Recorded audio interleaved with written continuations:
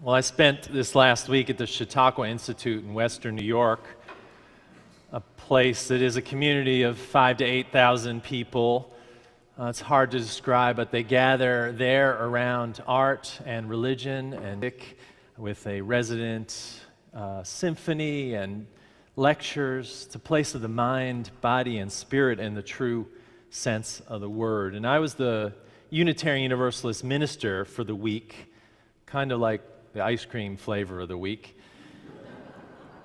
One of 10 or so denominational chaplains there. And the preacher of the week, because there's one preacher and then there's all the houses and the chaplains. The preacher of the week was the minister at Ebenezer Baptist Church in Atlanta. He preached to a few hundred people each morning. I became aware of his style and how relating to the text was something he did so carefully, and he repeated over and over the text through the sermon. Alas, my texts are a little harder to do that. I would rather ask you a question. And the first one is, how many choices have you made today? I know you chose something to eat, probably, to wear, to look at. Hopefully you chose a soap to clean up with. You made the steps out the door, you held onto the railing, or you didn't. You chose a path. You probably chose wisely not to drive 75 miles an hour down Mockingbird. I have seen the jail cell in University Park. And every one of you chose to spend an hour here this morning. An amazing communal decision that amazes me each week as I stand up here and look out at you. I would say you chose well. Because here you join in fellowship, you worship the mystery of life, the God beyond and within, the possibility of the soul opening and holding forth for a new day dawning. Can you hear the Baptist preacher in me emerging? You chose well, and I feel blessed by your choice. Social scientists and neurologists teamed up to tell us that we make 35,000 choices a day. That's a lot of choices. They include the host of things like where you put your shoes, to what you will eat, to will you pursue a new love or a new career, or help someone or help yourself. 35,000 decisions today. That's a lot of decisions to make in one day. No wonder big decisions are really hard. The ones that will affect your life path or affect the path of someone else. I know someone here is making a big choice today. That's the Baptist preacher talking. God bless you. We are here for you if you are making big choices today. Studies tell us that the brain relies on two separate networks to do all our choice making. One that determines overall values, risk versus reward of individual choices, and another that guides ultimately how you behave. Choices about what salad dressing to buy at the market or whether you will buy that cookie that you didn't intend to buy are controlled by the former part of the brain. For the two brain scientists in the room, that is the dorsolateral prefrontal cortex. Values-based decisions, risk and reward decisions, that is how you will behave, are controlled by the ventromedial prefrontal cortex. You got that? That's gambling, that's difficulty in keeping a job, that's lashing out, that's self-pity, that's self-congratulatory behavior, etc. The overall control of impulses is split between the two networks, though they do not counteract each other. When the cognitive control regions are working well, distractions are ignored, and behaviors occur in appropriate context. When valuation is appropriate, choices are made that are likely to be beneficial in the long run. You get that? So there's on the one hand, and on the other hand, the appropriate context and behavior, and on the other, decisions choices that last.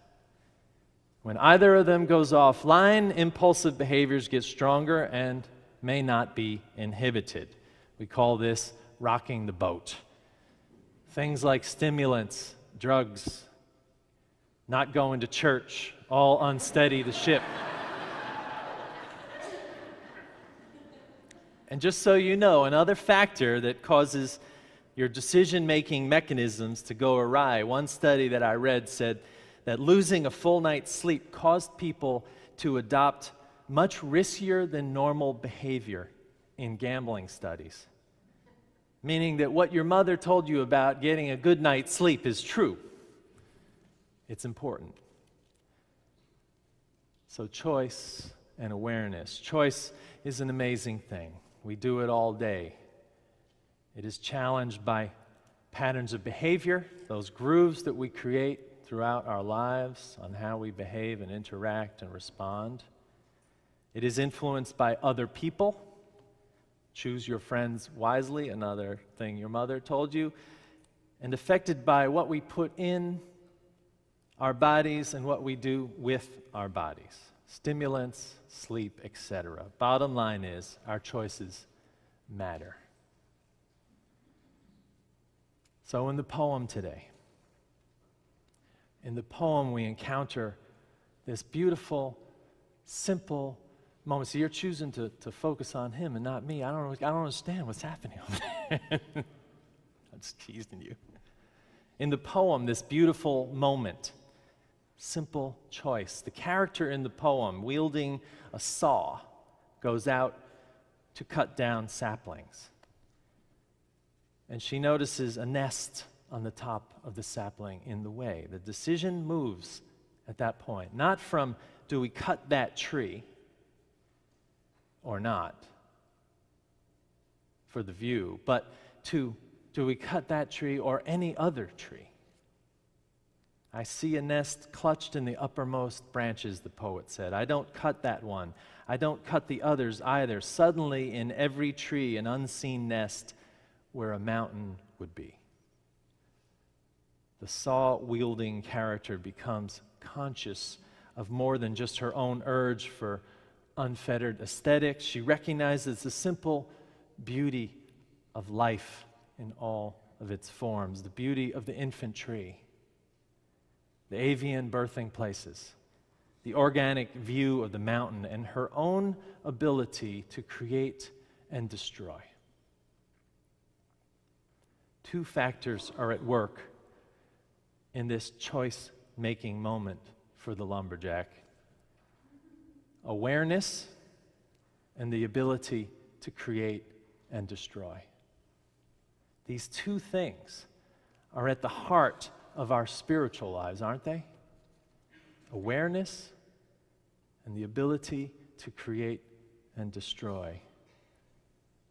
First is whether we choose to practice awareness or take on awareness-making exercises. Do you know people who don't notice anything at all? Sometimes I envy them, but I notice them a lot more than I envy them. They walk around like that character, Mr. Magoo, with the thick glasses. And Mr. Magoo's always walking around, and anvils are dropping, and brick walls are falling all around him, and he doesn't notice anything. He has no awareness of what's going on around him. Awareness means we take in the shades of the shadow, the feeling of the pew on our backs, the sound of the notes in the hymn, the corner of the mouth of our lover. It can be practiced, all this, awareness. And the second is the issue of the ability to create and destroy, and maybe even more important. So often we relegate this notion that to create and destroy is the work of the powerful. But we too create and destroy.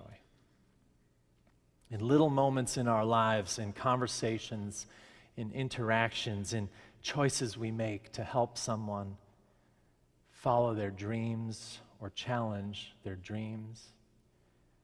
We are powerful beings all. And the good news is that with some help from our friends, we can get this right most of the time. And when we don't, there is forgiveness. Confession is I fail every day at creating and destroying in the right ways. But if done with awareness, I know I can find a great river of forgiveness from you, from my God, from my conscience. So the issue of choice, awareness and choice, relates to this issue in the TED Talk today. The TED Talk, the text for the week each summer, this time TED Talk on evil. Philip Zimbardo asks, are we evil or are our choices evil? Is the line between good and evil movable or fixed? Are we average people doing what we have to do with our 35,000 choices a day capable of evil? We know we are capable of a lack of awareness or of awareness itself. But are we aware of being capable of creating and destroying? Can we do evil? Zimbardo says the exercise of power is what evil is. The intentionality to harm people psychologically, to hurt people physically, to destroy people morally or ideas, or to commit crimes against humanity. This is what evil is, Zimbardo says. So I asked Mr. Zimbardo this week, figuratively speaking, are we evil or are our choices evil? The truth is, for me, it's the latter. Through our Unitarian Universalist theology, we say we are essentially good. We are not essentially evil, but we are capable of making evil choices. We are capable of making choices that destroy, not build up. And Frederick Buechner says this is the age-old dilemma in religion, because there are three conditions in most religions. One, that God is all-powerful. Two, that God is all-good. And three, that terrible things happen. And Buechner says we can't square all three of those things together. That God can't be all-powerful, all-good, and terrible things still happen. He says all philosophies and religions that attempt to explain the horrors of the world, the rape, the violence, the abuse, all fall flat. He says the only one worth anything is that only God can turn evil to good. That's the theological. And the psychological says what is true is that we will encounter danger or evil intent to destroy life, and we have three choices. In every situation, we have three choices. This is Zimbardo speaking, the famous director of the Stanford prison experiment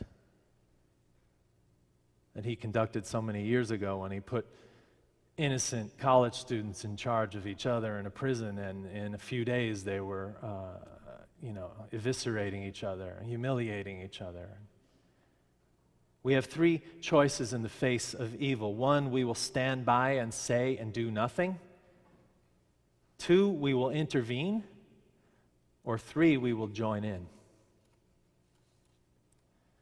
The forces that make us join in or stand by are listed by Zimbardo. He says they are power without oversight, anonymity, dehumanization of others, the de-individualization of self, the diffusion of personal responsibility, the blind obedience to authority, the uncritical conformity to group norms, the passive tolerance to evil through inaction or indifference. And I say, sounds like the internet.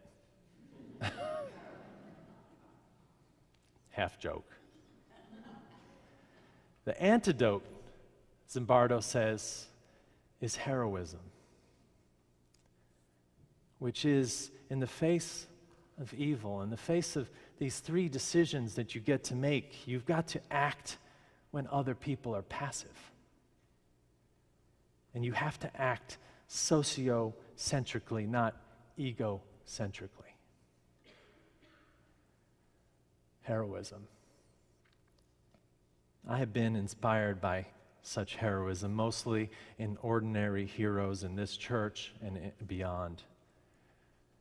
This week in Chautauqua, we looked at the idea of hunger and poverty all week with experts in the field, National Geographic photographers and writers looking at food and hunger and all sorts of issues. And I worry about an ordinary hero who, faced with the evil of hunger and the evil of the misappropriation of use of resources, did this. He was a man named Leo in a small Iowa town. He noticed that in his small working class rural farming town that people were hungry. How could that be? There they were in what we once called the breadbasket of America, which, by the way, now produces 75 to 95% of the crop for energy and sugar. Think ethanol and corn syrup. Hungry people in the breadbasket of America. The people Leo met were food insecure. It means that at least once a month they wondered if there would be food for their families. So what did Leo do? He didn't stand by. He started a food bank. He started going around to big stores and restaurants and anyone with food, and he stocked shelves in a little room he rented, and he invited the people of his town to come and get some food. Ordinary heroism. And when the owner of a small factory in the town that had 11 or 12 employees was aggravated by Leo and came and talked to Leo about his efforts, he said, "We don't need a food bank in this town. Those people who come and take food from you are lazy. They need jobs." And Leo said, "No, what they need is a living wage because some of them are your employees." Ordinary heroes. Many here in this church for so many years have seen the problem and acted, not stood by, not joined the problem, but acted, stood up for what is right, stood up for what builds up life rather than destroys it. We have a chance to speak up against evil in so many ways. I can't tell you how mad I was this week at the Hobby Lobby decision at the Supreme Court's support of the ascendancy of the corporate state paraded as religious freedom. We have choices not to shop at Hobby Lobby, for one, and to speak up and work. That's just one issue. And you know I'm working on that issue.